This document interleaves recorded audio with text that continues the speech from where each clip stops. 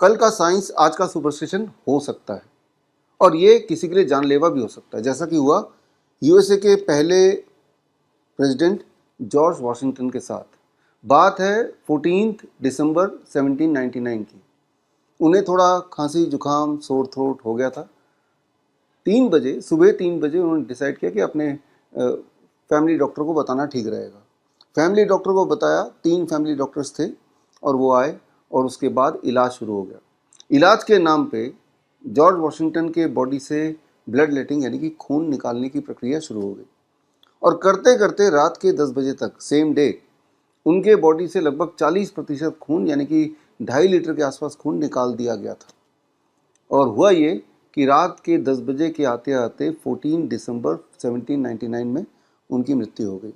और उसके बाद उन्हीं तीनों डॉक्टरों ने एक प्रेस रिलीज जारी किया। बहुत ही दुख के साथ उन्होंने लिखा कि हमने जॉर्ज वॉशिंगटन को खांसी हो गई थी, सोर थ्रोट हो गई थी, हमने बहुत मेहनत की, बहुत इलाज करने की कोशिश की और इलाज करते हुए एज ए स्टैंडर्ड प्रोटोकॉल हमने उनके बॉडी से ब्लड लेटिंग किया। उसके बाद भी उनकी हालत सुधरी नहीं तो ब्लड लेटिंग और ज़्यादा किया, करते करते 2.5 लीटर के आसपास खून तक निकाल दिया।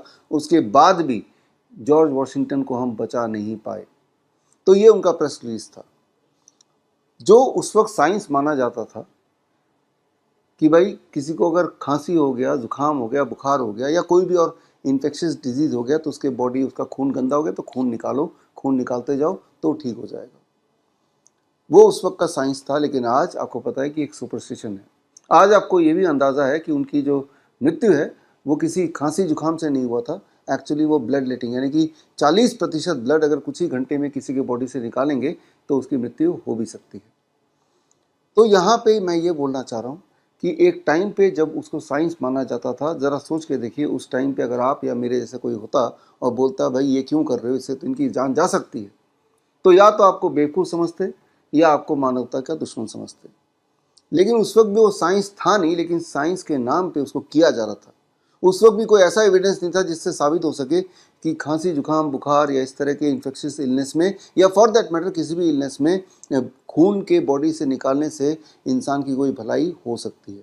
लेकिन फिर भी उसका प्रचार कुछ इस प्रकार था, उसकी प्रैक्टिस कुछ इस प्रकार थी कि उसको मान्यता मिली हुई थी कि कभी भी कोई ज़्यादा बीमार पड़ जाए या किसी को इन्फेक्शियस डिजीज़ हो या उसका अंदेशा भी हो तो बस एक ही इलाज करो कि बॉडी से खून निकालते जाओ।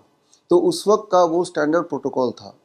ये ज़रूरी नहीं कि जो स्टैंडर्ड प्रोटोकॉल है वो एविडेंस बेस्ड भी हो या फिर वो साइंस भी हो।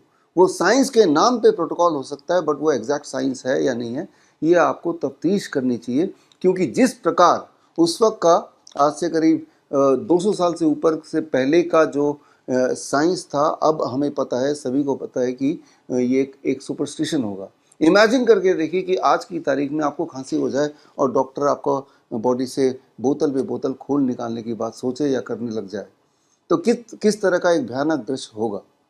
तो यहाँ ये समझने की बात है, अगर आप ये सोचते हैं कि आज जो साइंस है वो एग्जैक्ट साइंस है, वो एविडेंस बेस्ड है ही, तो भी एक गलतफहमी है। आप सिर्फ इतनी इसलिए समझते हैं कि आज जो भी स्टैंडर्ड प्रोटोकॉल हॉस्पिटल्स में चल रहे हैं या मेन स्ट्रीम में चल रहे हैं वो ज़रूर एविडेंस बेस्ड होगा।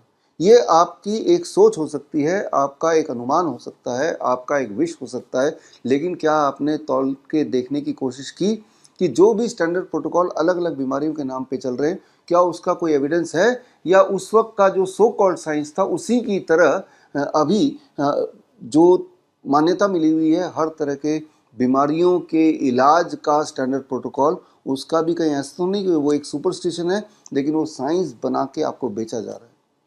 इसी बात पे हम चर्चा करेंगे on 23 July, that is on Chandrashekhar Azad Jayanti and बाल गंगाधर तिलक जयंती।